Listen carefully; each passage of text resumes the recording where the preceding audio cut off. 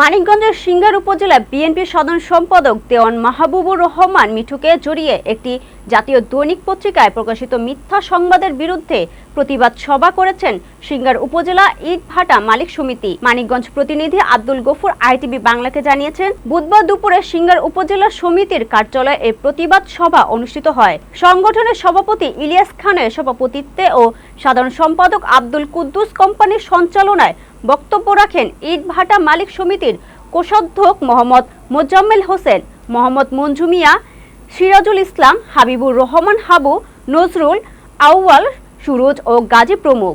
বক্তারা বলেন, গত 23 জুন একটি জাতীয় দৈনিক পত্রিকায় চাঁদাবাজি দখল বাণিজ্য এক মিঠুতে অতিষ্ঠ সিরাজগঞ্জের বহু মানুষ শিরোনামে প্রকাশিত সংবাদে ইটভাটা মালিকদের কাছ থেকে মিঠুর চাঁদা নেয়ার যে তথ্য প্রকাশ করা হয় তা সম্পূর্ণ মিথ্যা ও ভিত্তিহীন। এ সময় সিংগারের কর্মরত প্রিন্ট ও ইলেকট্রনিক মিডিয়ার সাংবাদিকগণ উপস্থিত ছিলেন।